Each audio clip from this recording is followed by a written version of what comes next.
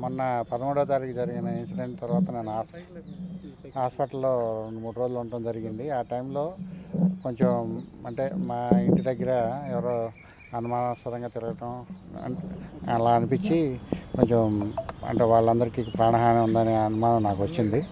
అందుకని మేము హైకోర్టుని ఆశ్రయించడం జరిగింది.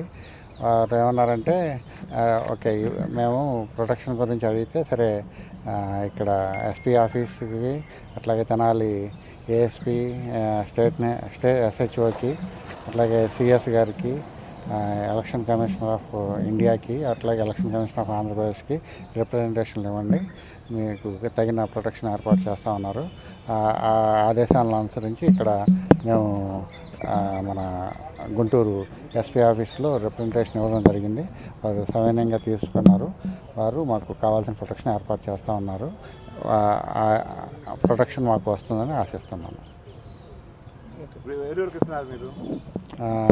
ఎస్పీ గారికి, గుంటూరు ఎస్పీ గారికి, ఏఎస్పీ గారికి, ఎస్హెచ్ఓకి, మళ్ళా డీజీపీ గారికి, సిఎస్ గారికి, ఎలక్షన్ కమిషన్ ఆఫ్ ఇండియాకి, ఎలక్షన్ కమిషన్ ఆఫ్ ఆంధ్రప్రదేశ్కి మెయిల్స్ పంపించాం.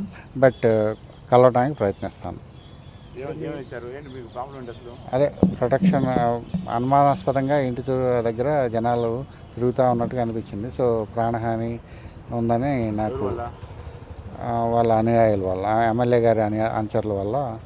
ఎందుకంటే మొన్న మీరు చూసుంటారు ఆ వీడియోల్లో వాళ్ళు ఏ రేంజ్లో మమ్మల్ని అటాక్ చేశారో. అట్లా కొంచెం అనుమానాస్పదంగా మూమెంట్స్ చూసి కొంచెం మన జాగ్రత్తలో మనం ఉందాము అని చెప్పేసి రిప్రజెంటేషన్ ఇచ్చాము. ఫోన్లో ఏం లేదండి, కాకపోతే మూమెంట్ బేసిక్గా అటు ఇటు జనాలు. అది మొన్న కంప్లైంట్ మీద అదే వాళ్ళు ఎంక్వైరీ చేస్తున్నారు.